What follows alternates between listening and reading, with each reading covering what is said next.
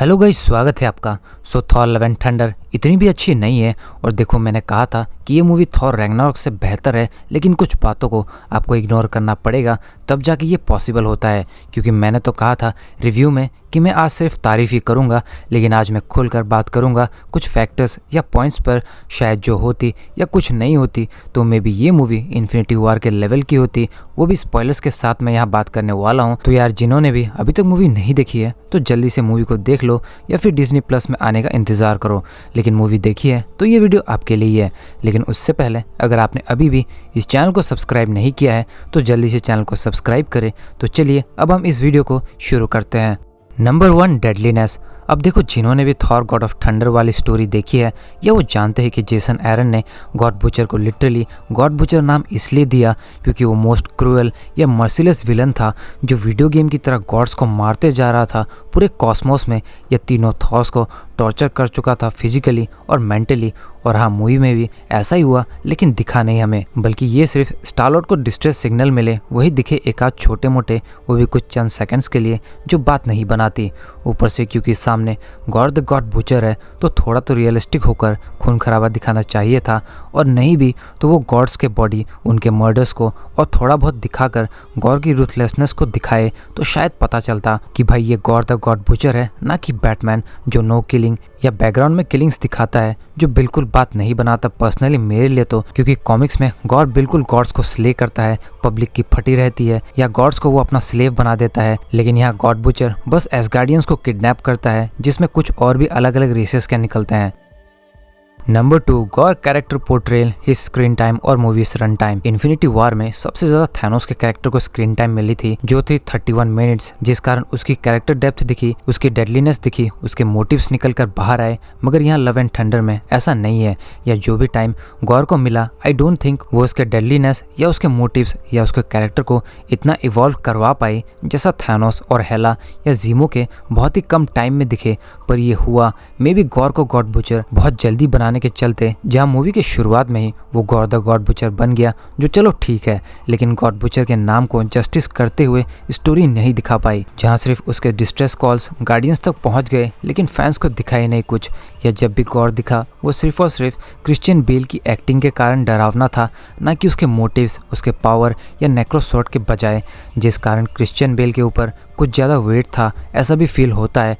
क्योंकि रैग्नारोक में हेला के नेक्रोसॉर्ड के सामने वेलकारी वाला विजन ही काफ़ी था ये रिवील करने को कि भाई हेला या इसके नेक्रोसॉर्ड किस केपेबल है। लेकिन गॉर के साथ ऐसा कुछ नहीं हुआ।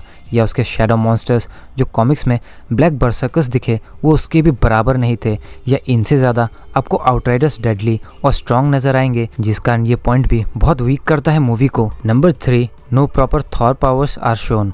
देखो, मैं ये नहीं कह रहा कि ये थॉर बहुत ही वीक था, बल्कि मैं अभी भी यही कहूँगा कि भाई ये थॉर इस मूवी का मोस्ट पावरफुल वर्जन में था अपनी MCU अपीयरेंस में, जहाँ उसने बैनेटर को खींचकर जिम करी, अकेले ही किंग यकान के एनिमीज को हराया और गॉड ऑफ डिजास्टर बन गया। या नेक्रोसॉर्ड्स में ट्रैप होते हुए भी उसका स्टॉर्म ब्रेकर और वो लिटरली अनटचेबल थे गॉर के सामने।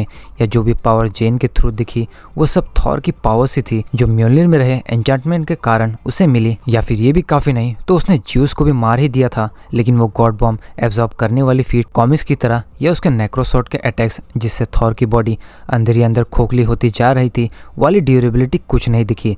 और देखो, ये बिल्कुल दिखना चाहिए था, क्योंकि ये नॉर्मल सुपर ह्यूमंस की मूवी नहीं बल्कि थॉर जैसे एक गॉड की है। यहाँ तक कि इन्फिनिटी वॉर की इस एंट्री को तो छोड़िए, बल्कि रैग्नारोक का ये एंट्री भी, या ये लाइटनिंग स्ट्राइक जो लिटरली हेला को नॉकआउट कर दे। यहाँ तक कि उसका स्टॉर्म ब्रेकर वाला प्रॉब्लम मूवी की शुरुआत में ठीक था, लेकिन at the end of the movie ऐसा दिखाना चाहिए था कि भाई स्टॉर्म ब्रेकर बैटल के दौरान अपने डिफरेंसेस छोड़कर थॉर का ही वफादार है। या उसकी पोटेंशियल दिखा देते टाइका कि भाई इन्फिनिटी वॉर वाला ये ओपी सीन कोई तुक्का नहीं था, बल्कि स्टॉर्म ब्रेकर है ही पावरफुल। या जब गॉर स्टॉर्म ब्रेकर ले लेता है तब थॉर ने उसे समन क्यों नहीं किया? या हर कोई उसके थ्रू बाइफ्रॉस्ट नहीं खोल सकता, जिसका यार मूवी और डल हो गई।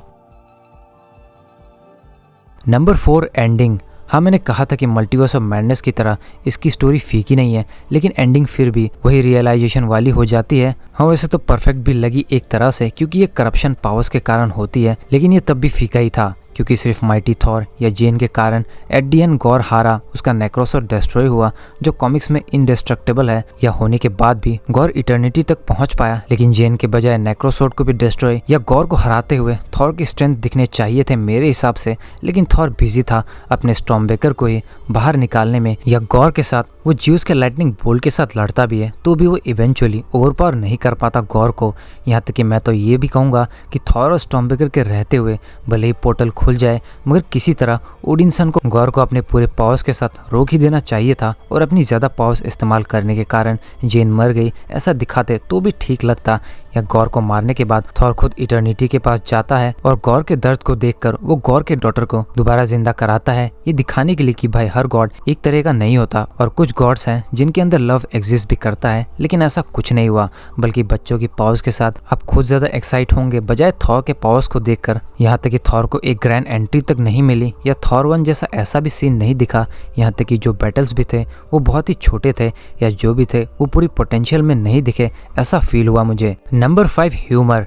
देखिए रैग्नारॉक बहुत फनी थी, बहुत मज़ा भी आया, लेकिन वो अपने सीरियस पॉइंट्स पर सीरियस भी होती है, जैसे थॉर वर्सेस हेला या थॉर का ओडिन को देखना वगैरह वगैरह। लेकिन यहाँ जब थॉर और गॉर की पहली टक्कर ही हुई, यहाँ गले पर नेक्रोसोर्ड लगने पर ही, अब देखिए ये हल्का सा ही फन पार्ट है, लेकिन ये पूरे सीन के डेप्थ को दोबारा गिरा देता है। या मिक्स सीन्स बिल्कुल काम नहीं करते, और ऐसे ही मूवी में बहुत सीन है, यहाँ तक कि चलो इसे भी मान लिया, लेकिन मूवी के शुरुआत के बाद से ही ह्यूमर को कम से कम या नहीं रखना चाहिए था, आई पर्सनली थिंक, क्योंकि एंडिंग या फर्स्ट हाफ के बाद पूरी मूवी सीरियस ही है। या शुरुआत में भी जेन का कैंसर पता लगना थॉर को, या एट दी एंड उसकी डेथ, लेकिन यही वो फन सीन्स दोबारा मूवी को डीप होने से या दोबारा सीरियस मोमेंट्स तक को जो अपीयर होती है उन्हें बहुत लाइट कर देती है, जिस कारण ये बिल्कुल आने वाले दिनों में मैच्योर फैंस या कॉमिक बुक फैंस को अफेक्ट करेगा, जो आप उनके रिव्यूज़ में भी कुछ दिनों में पक्का देखेंगे।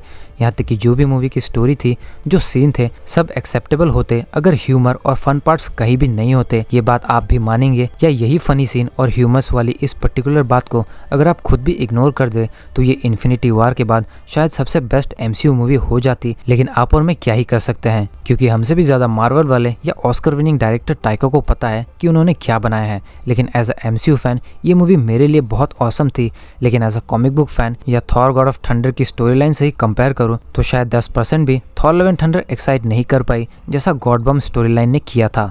Number 6, cuts. अब देखिए doctor strange in the multiverse of madness भी बहुत औसम होती, जहाँ बहुत सीन्स कट किए गए थे या डिलीट की गई थी, और ऐसा ही लव एंड थंडर के साथ भी हुआ है रूमर्स के मुताबिक, जहाँ मूवी ओवरऑल 4 घंटे की थी, जिसमें बहुत रूथलेस और डेडलीस्ट सीन्स थे, जहाँ literally God the God butcher की किलिंग्स भी दिखती है, और मूवी में भी सीरियस पॉइंट्स पर सीरियसनेस भी थी, जोक्स और पंच लाइन्स के होते हुए भी, मगर अनएक्सपेक्टेडली वो फाइनल कट्स में नहीं आ पाए, जिसे कई रेडिट यूजर्स या न्यूज़ एजेंसीज ने बताया भी, जैसा जेन का mighty Thor transformation, God Butcher का ईटी से पूछताछ करना बाइफ्रोस्ट ओपन करने के लिए, या स्टॉर्मबेकर के बारे में पूछना, या ग्रैंड मास्टर तक गॉर पहुंच जाता है और उसे बेरहमी से मारता भी है थॉर के बारे में पूछते हुए। यहाँ तक कि कुछ लाइंस या सीन्स जो ट्रेलर में थे वो फिल्म में नहीं थे, जैसा आई एम थॉर कहना जब गॉड से वो लड़ रहा था, या गॉड बुचर का वो line you are not like the other gods, plus 2-3 scenes नहीं थे मूवी में। और वैसे भी अब तो मुझे लगा कि बस लव एंड थंडर की मीनिंग को एक्सप्लेन करने के चलते मूवी टॉप MCU मूवी बनते बनते कहीं और ही चली गई, जहाँ मूवी में गॉड द गॉड बुचर 2 थॉर्स या ज्यूस के होते हुए भी मूवी में उतना दम नहीं दिखा पाया जिससे कॉस्मोस कांप जाए, या जितना लोकी ने अकेली एवेंजर्स 1 और थॉर 1 में सबके नाक में दम मचा दिया था, यहाँ ऐसा उस लेवल का कुछ भी नहीं दिखा मुझे। Number 7, gods are a joke.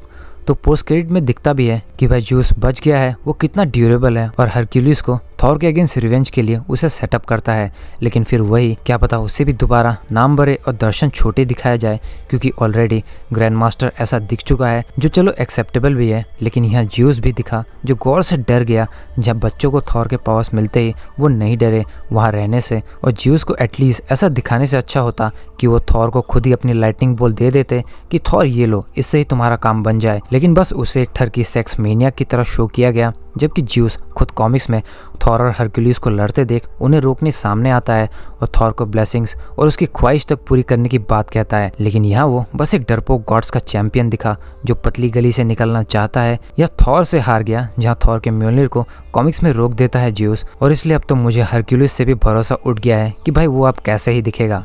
तो गाइस ये थी थॉर लव एंड थंडर की बुराई, या यूं कह लीजिए कि ये सारे पॉइंट्स अगर मिस नहीं होते तो शायद Thor Love and thunder best Marvel movie होती।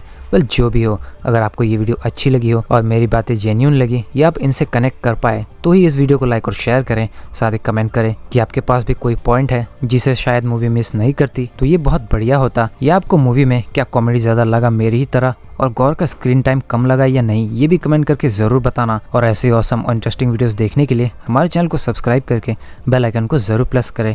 प्लस मेरे नई चैनल हीरोज़ ओपी को भी सब्सक्राइब करें, उसकी लिंक डिस्क्रिप्शन में है। तो गाइस मिलते हैं बहुत जल्द अगली वीडियो में। This is captain signing off, take care, bye bye.